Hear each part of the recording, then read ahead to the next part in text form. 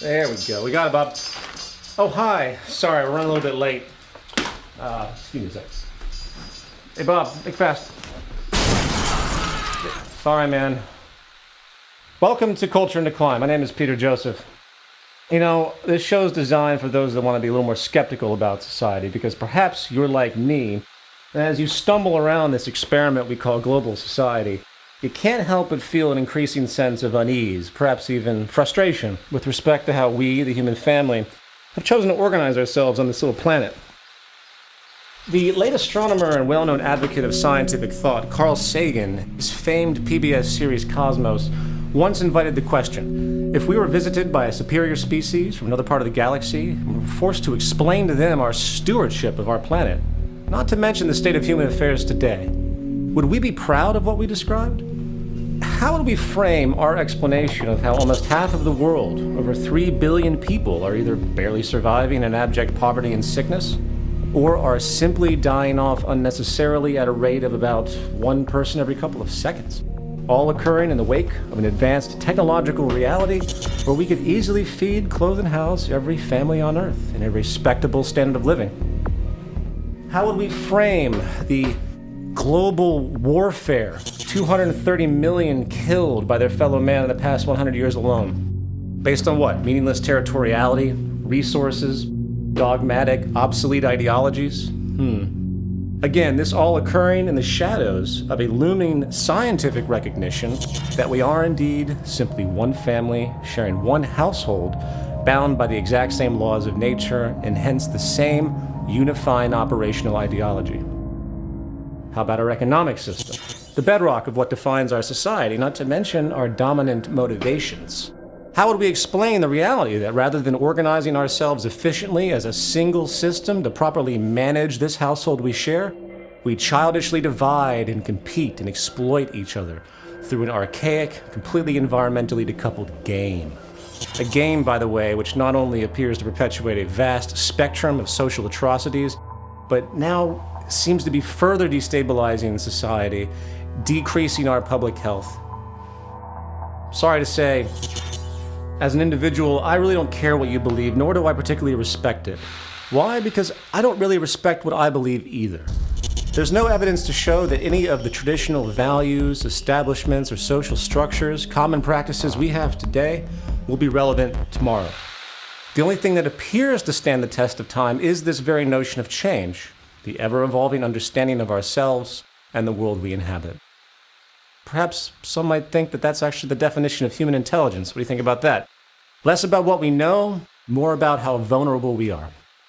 So when you look out your window, ask yourself, do you see intelligence or do you see dogma? Do you see a culture listening and working to realign itself with the ever-emerging natural orders as they unfold? Or do you see desperately stubborn efforts by many, particularly those in positions of power, trying to keep everything the same to the detriment of the entire human experiment? You know, like you, I might be only one member of this family that is now 7 billion strong. And like most families, yeah, sometimes it's hard for us to agree. But sometimes things get so bad, we need serious intervention. The following series is that intervention in the hope to salvage what is clearly a culture in decline.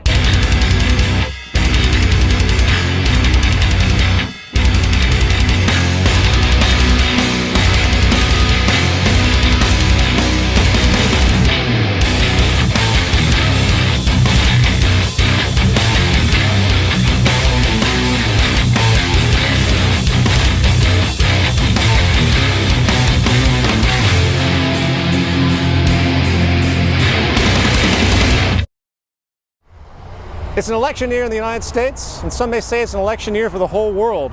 Still the dominant empire, the United States political system has spent roughly $25 billion in the past decade alone. An amount of money, if averaged and distributed annually, could house and feed every homeless person in America, effectively ending the epidemic. Perhaps like me, by the end of this program, you'll find that money would be better well spent. Be that as it may, the 2012 presidential election is gearing up to be one of the most expensive and ostensibly important elections of all time, given the ongoing debt crisis, the unemployment crisis, and the vast destabilization we see across society. However, I'm not particularly interested in the left or the right, or am I interested in any candidate's political merit.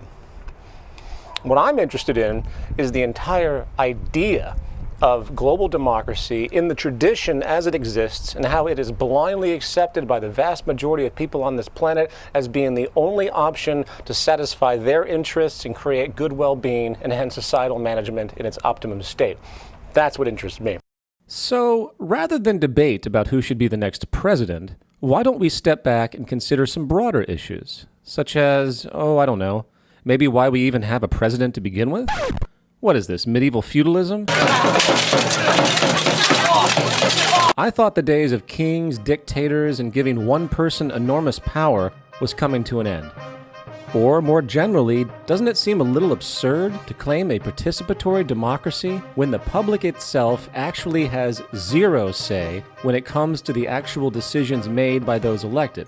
It's bad enough that those voted in have literally no legal responsibility to do anything they might have claimed on the campaign trail. But if you examine history, you will find the historical fact that the public good has always been secondary to other interests, mainly financial and business interests.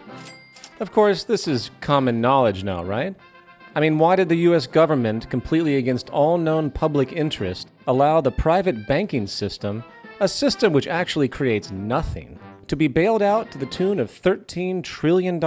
You have a $14 million oceanfront home in Florida. You have a summer vacation home in Sun Valley, Idaho. You and your wife have an art collection filled with million-dollar paintings. While the public was left out to dry with overflowing private debt, job losses, and a stagnating economy. You know, if we're going to persist with this silly little game we've concocted called the growth economy, where the movement of money defines everything, it might be a good idea to do the math regarding what might actually help this economic system operate at some passable level. Therefore, if you raise taxes on the so-called rich, you're really raising taxes on the job creators. And if the goal is private sector growth, you got to recognize that the best way to create that growth is to leave capital in the treasuries of the job creators. If that money spent on the bank bailout was spent on, say, relieving private household debt instead, while letting Goldman Sachs, JP Morgan, and all of the other technically meaningless, non-producing financial institutions experience the failure and bankruptcy they deserved, simultaneously nationalizing the entire U.S. banking system as a whole, the U.S. economy might have had a chance. Why? Because banks don't actually contribute anything. People with jobs do. You want growth in this type of system, you need jobs. You want jobs, you need demand, and demand requires people having free money to spend. So by helping the public debt burden, you would plant the true seeds of economic growth. Well, of course, as obvious as that may seem, many forget one thing. The bailout had nothing to do with helping the U.S. economy, nor does it or will it work to help any hurting, sovereign economy in the world. Why? Because we live in a plutocracy, not a democracy, and the only true power is actually behind the curtain, not in front. The financial and business powers not only own and control this country, they own and control the whole planet. And no, it's not a conspiracy, it's a value system disorder. As long as a dollar sign is associated with every blade of grass, every plot of land, every fleeting thought or invention, not to mention judging the merit of individuals for their right to life through labor, we should expect nothing less. Since the inception of the state itself, coupled with the underlying power of money as the ultimate driver of human decisions and hence persuasion, the true power has always been financial. And those little people you elect into office every couple of years, they have owners too. And don't you forget it. Democracy, is that something you believe in as it exists today in America? Well, when you say as in believe in, does it exist like forest fires or God or the devil? What is your opinion of the American democratic system as it exists? It's broken. It's deeply, deeply broken. Democracy goes, of course, to Greece, and it's the theory that the people own the government. And is it in practice happening in 2012 in this country? Not close. It's a corporatocracy. So all of this considered, let's now think a little more accurately about this whole democracy deal. Since the tradition of our democracy has to do with representatives elected to apparently do our thinking for us, a critical question becomes, where do these people come from? Why are they the ones on your TV and not others? Did you decide that these people are the best choices to compete for such critical leadership? Or have you noticed that the most pronounced candidates, especially the presidential, sort of come out of nowhere and through the media are given credence merely by repetition of exposure? The term democracy comes from the Greek demos, which means people, and krates, which means rule. And so the people of a given society express their opinions through votes, and policy is created by the majority's interest. It appears the process was formalized in ancient Greece and has been adapting ever since. However, it didn't take long for a bit of cynicism to emerge with respect to the process itself, given the fact that the entire basis of the idea assumes that the voting public actually is educated enough to know what they're doing. Franklin D. Roosevelt once acutely stated, "Democracy cannot succeed unless those who express their choice are prepared to choose wisely. The real safeguard of democracy, therefore, is education." Winston Churchill, on the other hand, was a little less forgiving, stating, "The best argument against democracy is a 5-minute conversation with the average voter." And, of course, the infamous Mark Twain jumped to the inevitable punchline, stating, "If voting made any difference, they wouldn't let us do it." I would like you to ask yourself, if we were in the ruling class, the investment ownership class, to paraphrase Thorstein Veblen, and we wanted to preserve our interests against any interference, what would we do? Well, first we need to take the broadest possible view we can. We need to make sure the voting public is as uninformed as possible regarding relevant issues that might contradict our establishment's practices. Coupled with that, we also need to eliminate as much independent, logical, causal, scientific thought as possible. So, let's support an extremely underfunded, outdated, and deprived public educational system. A system focused on merely getting a person a job one day, not teach them how to critically and logically think. At the heart of democracy really is the basic assumption that the public is well educated about critical thought, they know how to think about things and evaluate, and therefore they can make proper decisions, right? What is your opinion on American education and hence its effect on the democratic process? I think that, we have multiple problems in the education in America. One, I think we're dealing with the dumbing down of America. And do you feel that this sort of poor educational system actually benefits the establishment? Oh, absolutely. Absolutely. Keep them stupid, keep them easily entertained. If they're uninformed, they can't fight back. However, to further reinforce this, we also need to push and reward belief systems that support passive obedience. Belief systems and values that are stubborn, irrational, and promote closed thinking. Religion becomes super helpful in this circumstance. Is it possible that religion is being politicized and that candidates are using it as a tool? I believe that God created the universe. And we're enjoined by Scripture and the Lord Jesus to oppose it with all our might. Let us not pray that God is on our side in a war or any other time, but let us pray that we are on God's side. May God bless the Seventh-day Adventist Church. I thank the God who loves us, the God who gave us life, who gave us our being. And so to every sailor, soldier, airman, and Marine who's involved in this mission, let me say, you're doing God's work.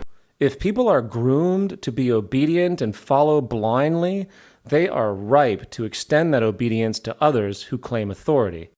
Check.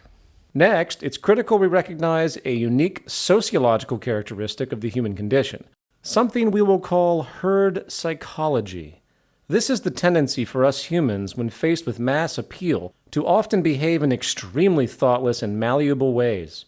In the words of Charles Mackay, famed author of Extraordinary Popular Delusions and the Madness of Crowds, "Men, it has been said, think in herds. It will be seen that they go mad in herds, while they only recover their senses slowly and one by one." However, this doesn't just apply to, say, a soccer riot. Such mob persuasion can be generated through simply shared cultural events. Remember September 11th? Talk about mass insanity. This event created an immediate crowd madness with fear and revenge. And it didn't take long for the U.S. government, and other governments, in fact, to harness that madness and funnel support for draconian legislation and illegal invasions. However, this herd psychological tendency is not only very useful for implanting and guiding perceived issues of importance, it is also critical in setting rigid limits of debate, creating the tendency for those who begin to question beyond those limits to be ostracized and rejected by the herd itself. You know, if someone talks about a more equitable distribution of income in society, all the growth that has occurred in our country over the last decade or more has gone to the upper 1-2%. Fucking communists. If someone speculates about the obvious power manipulation and corruption, God damn it, I am so sick of these conspiracy theorists and their lies. The Federal Reserve does not collude for its own self-interest. And heaven forbid we get those do-gooders who want to actually apply modern scientific knowledge and improve society with it. Yeah, right. Feed, clothe, and house everybody on Earth with technology? Utopian jackasses. Remember, probably the greatest way to control human thought is to establish a deep fear of social rejection and associate that fear to culturally taboo subjects. So, that groundwork in motion, we now have to deal with the pesky problem that the public just might wise up enough and work to maneuver a person into political power that will cause us problems. Therefore, some more specific structural safeguards are in order. Basically, we need to make sure those unwanted candidates are unable to get anywhere near the major outlets for public digestion. And if they do, the practice is to treat them like freaks. Are you suggesting that heroin and prostitution are an exercise of liberty? What you're inferring is, you know what? If we legalized heroin tomorrow, everybody's going to use heroin. How many people here would use heroin if it was legal? How do we do that? With money. And our corporate constituency has plenty.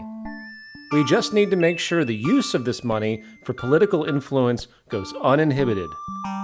In a U.S. Supreme Court 1976 decision, the freedom for a candidate to use unlimited personal money for their campaign was deemed legal, equating spending money with the right of free speech, in fact. What this translates to, in effect, is the removal of any regulated fairness of expression, and hence whoever has the most money has the most resources and hence effect. Perfect. However, let's secure this a little bit farther. Let's also make sure that our corporations are given the legal right to promote our little puppets without limit. Luckily, in 2010, our pals again at the U.S. Supreme Court confirmed that the government may not restrict political spending by any corporation in candidate elections, as they are, once again, protected by the First Amendment. So now we can buy mad ad space to promote whoever we want as much as we want, drowning the opposition in the media. And double check. Okay, now those broad measures in place, it is still important to control the basic unfolding of the electoral process from start to finish. The best way to do this is to create a false duality, the illusion of competition between parties. We need a two-party system that constantly argues with each other in general, but still upholds the basic elitist policies we need to maintain our advantage. The beauty of this dominant two-party farce is that it not only gives the public the needed illusion of choice, it more importantly oppresses those upstart third parties. As we know, these annoying self-righteous third parties have been troublemakers from day one. The Civil Rights Amendments, women's suffrage, broad worker rights, child labor laws, and other agitations for industry all came from these rising third parties historically, not from the dominant established group, us. So we need to be vigilant here. We need to get the public so used to this two-party dictatorship that they don't even mind if the two parties are given direct control over most of the electoral process itself. They need to have the power of organizing the rules of electoral redistricting, the primaries, the caucuses and debates, and of course we, the ruling class, will moderate their actions through lobbying, campaign contributions, exactly what the free market promises, the freedom to manipulate everything. So meet our friends, the Commission on Presidential Debates, or CPD. In 1988, the Democratic and Republican parties, or the Demo-publicans as I like to call them, established the Commission on Presidential Debates. Posing as a nonpartisan institution, the CPD successfully took control of the most influential election event, the presidential debates. The CPD, which is a private corporation co-chaired by the former heads of the Republican and Democratic parties, decide through secret contracts who is going to participate in the debates and what is going to be talked about. So those pesky third parties, along with controversial ideas, can only come into play if the Demo-publicans decide they can. I mean, really, can you imagine what would happen if those annoying social upstarts actually were able to go up against the trite, miserable logic and narrow subject matter typical of our rigged debates? But for the nurse, the teacher, the police officer who, frankly, at the end of each month, they've got a little financial crisis going on. They're having to take out extra debt just to make their mortgage payments. We haven't been paying attention to them. And if you look at our tax policies, it's a classic example. I'm sorry to interrupt, Mr. President, but I couldn't agree more. However, don't you feel that the tax policies and other common acknowledgments about what is hurting the average American is actually quite benign when compared to the very foundation of our economic system? You know, making money out of debt, charging interest on it that doesn't exist, which means that there is always more outstanding debt than there is money to pay for it.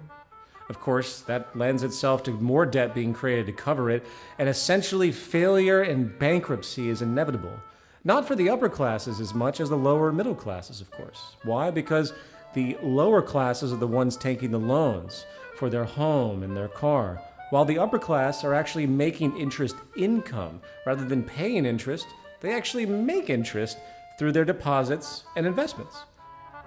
Obviously, this secures a massive growing class divide structurally. Is that not something worth considering? No? Oh, and as a final point about the CPD, our corporations can now directly donate to them, hence the parties, imposing our financial influence and hence agenda even more, making another end run around that pesky legal legislation barring corporations from contributing directly to political campaigns. A beautiful end run. However, nothing's perfect and you can't be too careful, and sometimes good old-fashioned time-tested tactics are needed, and nothing is as old-fashioned as good old direct electoral fraud.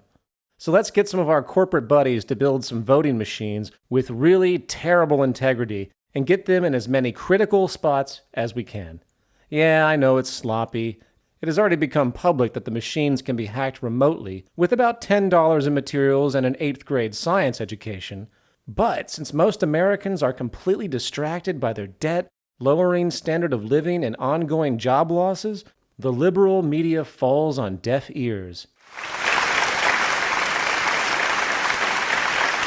So, let's recap. Free-thinking people tend to recognize the need for ongoing adaptation and change. So we need to make sure education supports the existing tradition through mere rote learning, not critical, logical thought. Next, we establish clear limits of debate in the culture and make sure those who go beyond the pale are shut down by endless ridicule and debasement. Then we need to harness the herd psychology and guide it through our media to either identify with the issues we need in the forefront or distract them outright. As far as large-scale influence, we need to have the freedom to do whatever we want and to use our vast corporate wealth to influence both public opinion and the candidates themselves. Our legal status as a corporate person now ensures our free speech and hence free spending.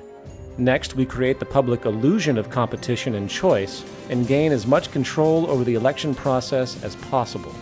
Our Demo-publican pawns, with our endless sponsorship and lobbying, now handles this well, including the restriction of public debate and the denial of all interfering third parties.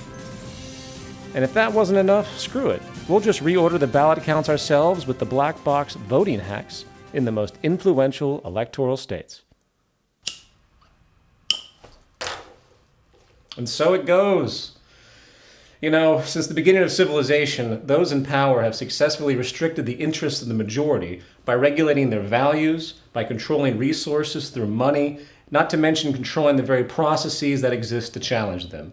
Is it a conspiracy? Do such powerful men meet in dark rooms and work to figure out how to keep their power? Actually, no, not as much as you might think.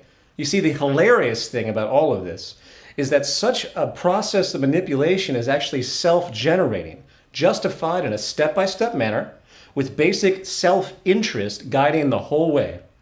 You see, the real corruption is not occurring in backroom meetings or at the docks.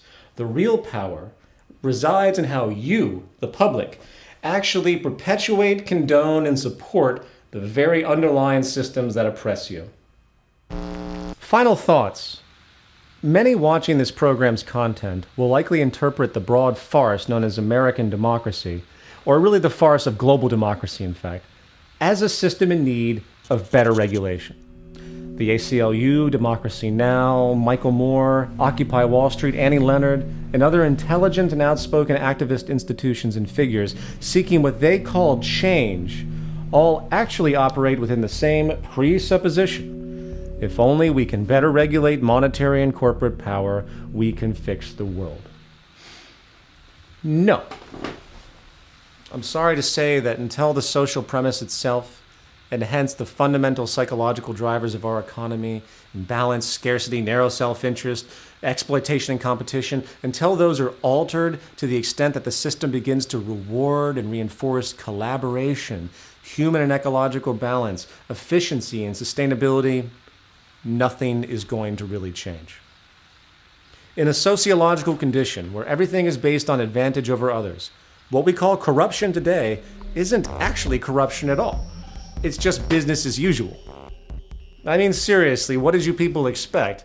In an economy where everything is for sale by the very ethic inherent, underscored by the false notion that we can't possibly work together intelligently to benefit all, no level of supposed corruption should surprise any of us. So, in short, to assume we're going to perpetuate this economic philosophy here and then contradict it over here with the idea that certain elements of society should be off limits from monetary manipulation and gain is completely naive and absurd. But don't take my word for it. Just sit back and watch the ebb and flow as we move from one set of corrupt, damaging practices to the next. Sure, we'll slowly fix a few issues with our in-the-box thinking, but until the whole system is addressed at its core, unfortunately, it's all mostly a waste of time, and improvement will be very, very little. And until we grow up to that level, sit back, relax, enjoy the show, and until next time, I'm Peter Joseph, an agent and victim of a culture in decline.